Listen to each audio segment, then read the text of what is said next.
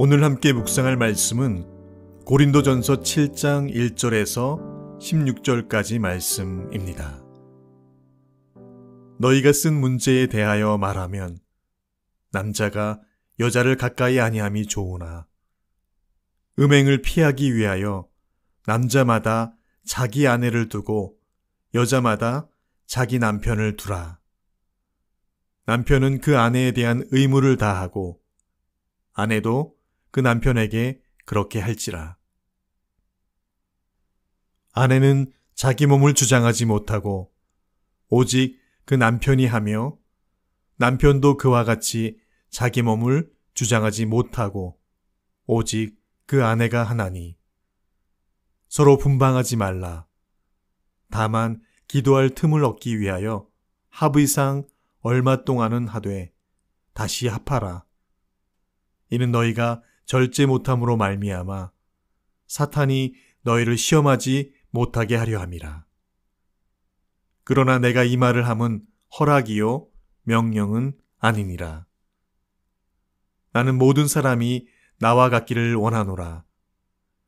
그러나 각각 하나님께 받은 자기의 은사가 있으니 이 사람은 이러하고 저 사람은 저러하니라. 내가 결혼하지 아니한 자들과 과부들에게 이르노니 나와 같이 그냥 지내는 것이 좋으니라. 만일 절제할 수 없거든 결혼하라. 정욕이 불같이 타는 것보다 결혼하는 것이 나으니라. 결혼한 자들에게 내가 명하노니 명하는 자는 내가 아니요 주시라. 여자는 남편에게서 갈라서지 말고 만일 갈라섰으면 그대로 지내든지 다시 그 남편과 화합하든지 하나. 남편도 아내를 버리지 말라. 그 나머지 사람들에게 내가 말하노니 이는 주의 명령이 아니라.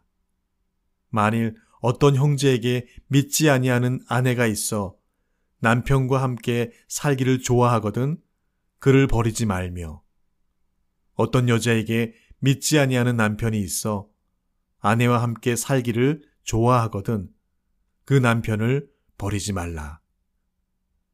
믿지 아니하는 남편이 아내로 말미암아 거룩하게 되고 믿지 아니하는 아내가 남편으로 말미암아 거룩하게 되나니 그렇지 아니하면 너희 자녀도 깨끗하지 못하니라. 그러나 이제 거룩하니라. 혹 믿지 아니하는 자가 갈리거든 갈리게 하라. 형제나 자매나 이런 일에 구애될 것이 없느니라. 그러나 하나님은 화평 중에서 너희를 부르셨느니라. 아내된 자여 내가 남편을 구원할는지 어찌 알 수 있으며 남편된 자여 내가 내 아내를 구원할는지 어찌 알 수 있으리요. 아멘.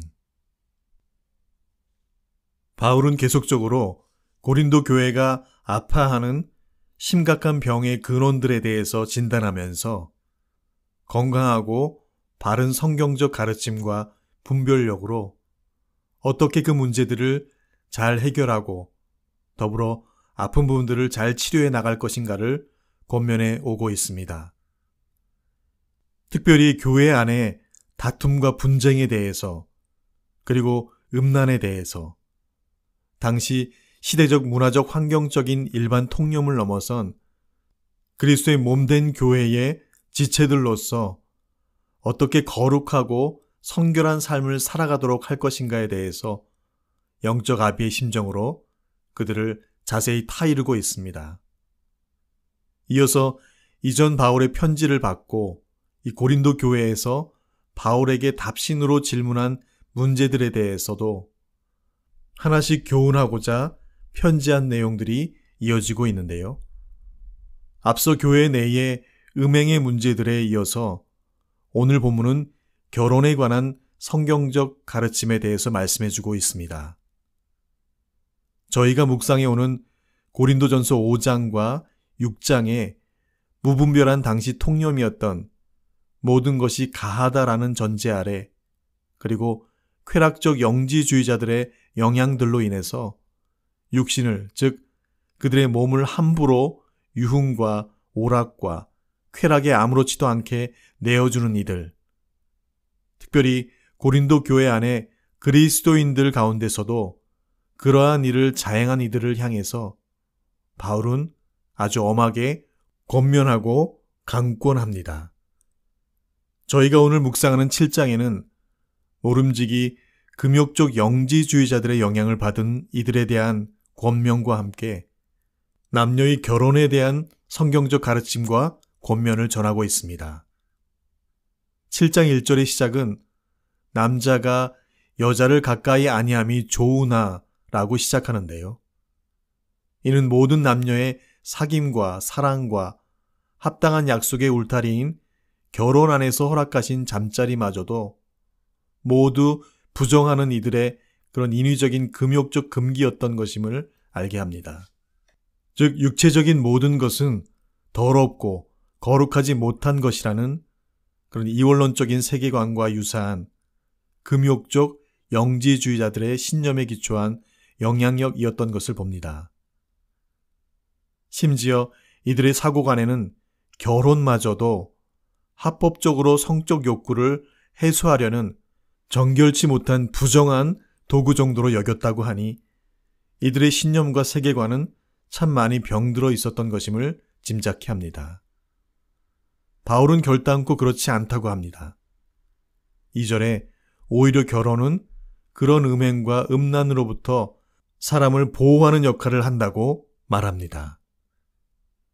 이에 더하여 남녀가 결혼하여 남편과 아내가 된다는 것은 특별히 잠자리에 대해서도 남편은 아내에게, 아내는 남편에게 서로 간에 동등한 의무를 다해야 함을 일러줌과 함께 동시에 서로가 자신 스스로의 몸을 주장하지 못하며 상대 배우자가 그 몸을 주장하도록 함이 옳다라고 바울은 권면하고 있습니다.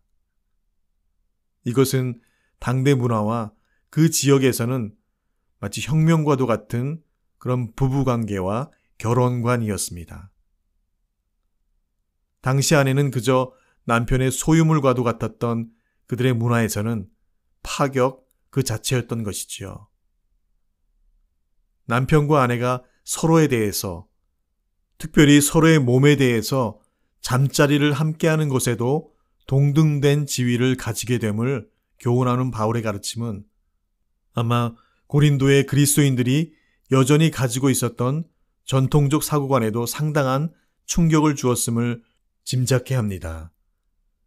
금욕주의자들과의 주장과 그 신념과는 반대로 부부가 성적인 관계에 있어서 자신 스스로가 주장하지 못함과 함께 배우자를 위한 의무를 다해야 한다는 또 다른 의미는 남편이나 아내 어느 한편이 일방적으로 금욕을 하는 것은 배우자에 대한 의무를 다하지 않는 것이기도 하기에 그럴 경우 더 민감하게 부부가 함께 마음이 상하지 않도록 하는 것이 서로의 아름다운 관계를 위해서 잘 고려될 부분임을 말씀해주고 있습니다.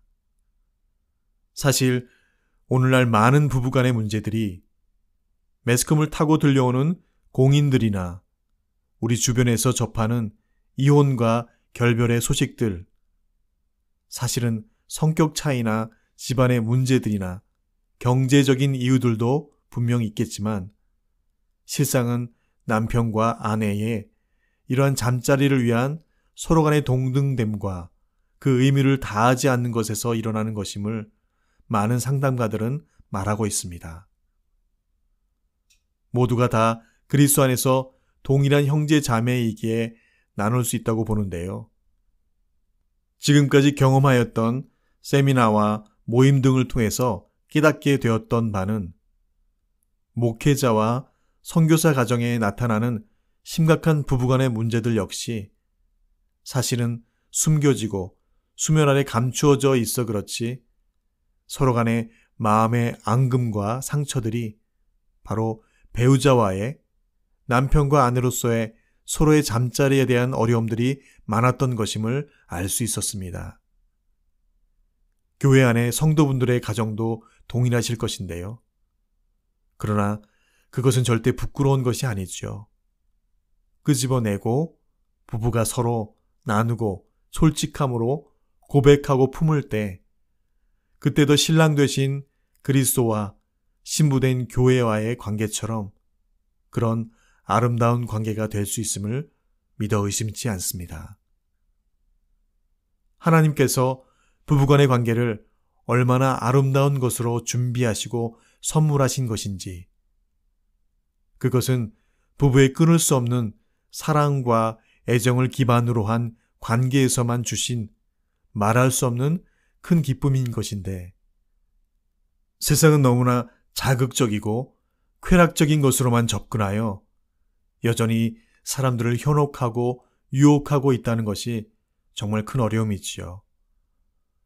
사단은 우리 죄성을 가진 인간이 얼마나 그러한 것에 약하고 어리석은지를 너무나 잘 알고 있기에 오늘도 수많은 사람들이 그것으로 인해서 절제와 제어를 잃고 헤어나올 수 없는 그런 깊은 늪으로 빠져들고 있음을 우리는 어렵지 않게 봅니다. 그런 이유로 결혼 안에서 돕는 배필로 한 몸이 되게 하신 부부가 서로를 향해 금욕이라는 것은 합당하지 않은 것이라고 오늘 바울은 말합니다. 그래서 5절에 바울은 이렇게 말합니다. 부부가 서로 분방하지 말라라고 합니다. 그 문자 그대로 방을 각각 따로 쓰지 말라는 의미도 되지만 원래 의미는 잠자리를 함께 하도록 하라는 것입니다. 금욕하지 말라는 의미입니다. 그런데 분방을 허락하는 경우, 즉 바울은 금욕을 허락하는 한 가지 경우를 연이어 언급하는데요. 바로 특별히 기도하기 위해서는 분방할 수 있다고 합니다. 그러나 조건이 따릅니다. 서로 간에 잘 의논된 합의상, 그리고 계속이 아니라 얼마 동안이라는 조건을 제시합니다. 가급적 부부가 서로 분방하지 말라고 합니다. 개인적으로 저는 코를 너무 많이 골아서 주로 거실에서 잠을 자는 경우가 많은데요. 엄밀히 말해서 저도 성경적인 가르침에는 합당하지 않은 생활을 하고 있는 것 같습니다. 5절의 하반절에는 서로 분방하지 말아야 할 이유는 서로 절제하지 못함으로 사탄이 시험하지 못하게 하기 위함이라고, 그래서 기도 시간을 위한 것 외에는 다시 합하라 라고 아주 단호하게 권면하고 있습니다. 바울은 연이어 올바른 성경적 결혼관에 대해서 정리해주고 있는데요. 바울은 남녀가 반드시 결혼해야 하는 의무라고 가르치는 그런 유대교의 지침을 따르고 있지 않습니다.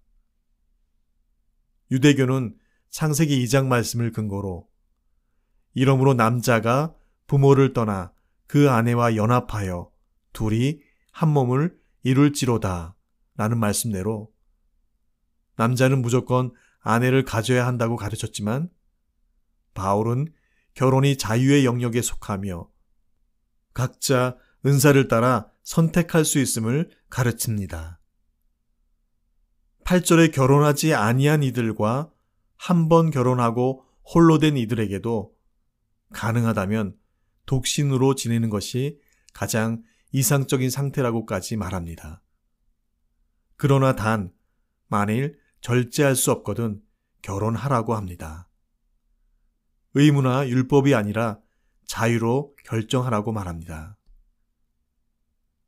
이어서 10절 이후로는 결혼한 부부에 대해서 교훈하고 있는데요.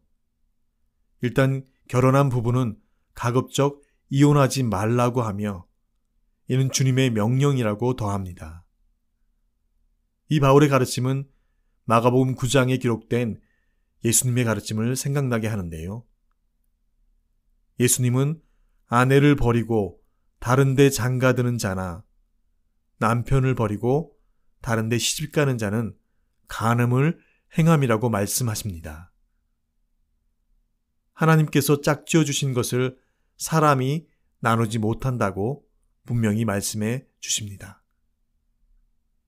그래서 바울은 오늘 편지에 부부가 갈라섰으면 그대로 지내든지 다시 그 남편과 화합하든지 하라고 권면합니다.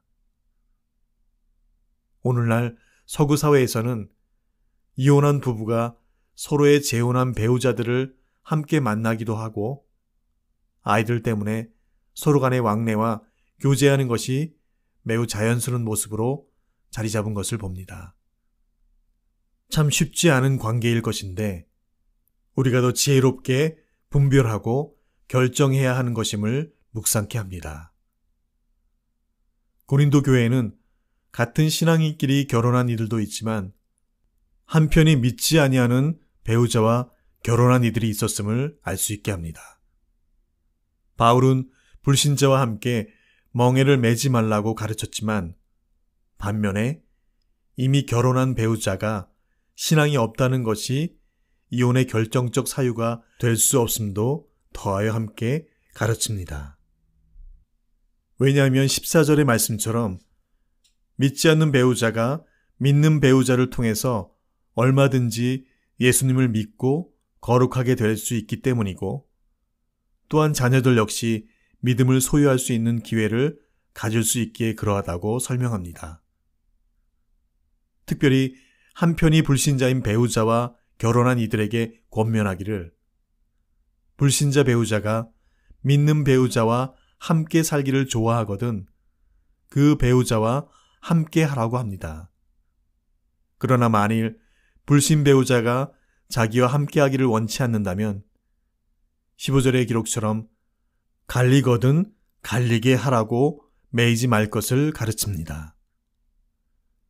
결혼이 율법적으로 해석하고 적용하여서 반드시 이혼하면 안 된다는 규정을 지키라는 것보다는 지나치게 경직된 태도와 생각으로 결혼이라는 관계가 오히려 하나님과의 화평을 깨는 것이 되어서는 안 된다고 권면합니다.